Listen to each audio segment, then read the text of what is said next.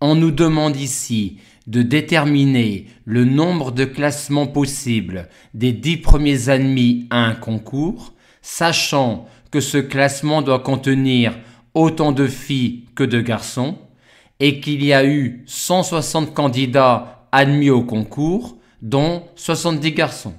On peut visualiser un classement comme un alignement de 10 cases. Dans la première case, on met le candidat classé premier. Dans la seconde case, on met le candidat classé second, et ainsi de suite. Et chaque candidat peut être repéré par un entier compris entre 1 et 70 pour les garçons, et compris entre 71 et 160 pour les filles.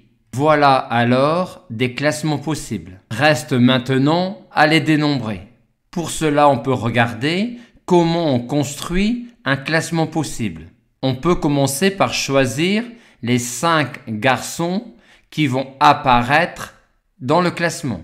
Aussi, pour dénombrer tous les classements possibles, on peut les répartir en différentes classes selon les 5 garçons qui apparaissent dans le classement.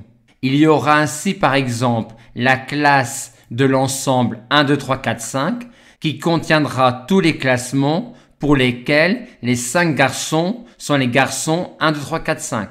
De même, il y aura la classe de l'ensemble 34, 42, 49, 57, 65 qui contiendra tous les classements pour lesquels les 5 garçons sont ces 5 garçons-là. Et ainsi de suite.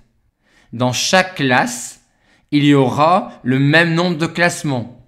Il n'y a en effet aucune raison qu'il y ait plus de classements avec les garçons 1, 2, 3, 4, 5 que de classements avec les garçons 34, 42, 49, 57, 65. Et il y a autant de classes que d'ensembles à 5 éléments à choisir parmi 70 éléments. Le nombre total de classements sera donc égal à 5 parmi 70 multiplié par le nombre de classements pour lesquels les 5 garçons sont les garçons 1, 2, 3, 4, 5. Dénombrons donc maintenant les classements pour lesquels les 5 garçons sont les garçons 1, 2, 3, 4, 5. Pour construire de tels classements, on peut commencer par choisir les rangs occupés par les élèves 1, 2, 3, 4, 5.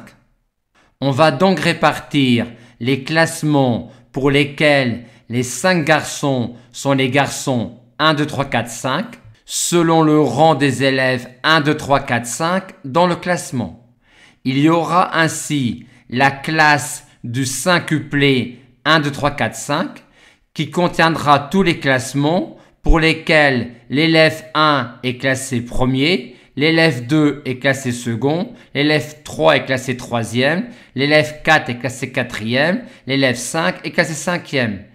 Et il y aura également par exemple la classe du quintuplé 7, 9, 10, 1, 5 qui contiendra tous les classements pour lesquels l'élève 1 est classé septième, l'élève 2 neuvième, l'élève 3 dixième, l'élève 4 premier et l'élève 5 cinquième.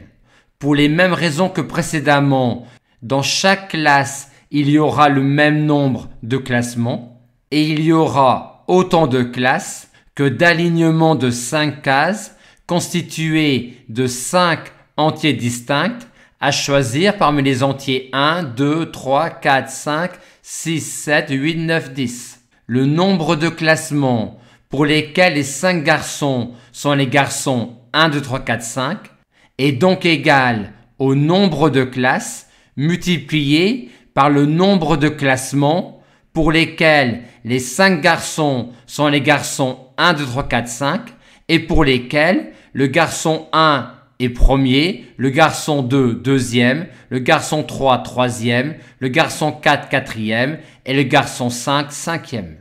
Il nous reste donc à dénombrer les classements pour lesquels les 5 premiers sont les garçons 1, 2, 3, 4, 5. Or, construire un tel classement revient à construire un alignement de 5 cases constitué de 5 entiers distincts à choisir parmi les 90 entiers allant de 71 à 160. Il y a donc 90 fois 89 fois 88 fois 87 fois 86 classements pour lesquels les 5 premiers sont les garçons 1, 2, 3, 4, 5. Et on a alors ici le nombre total de classements possibles.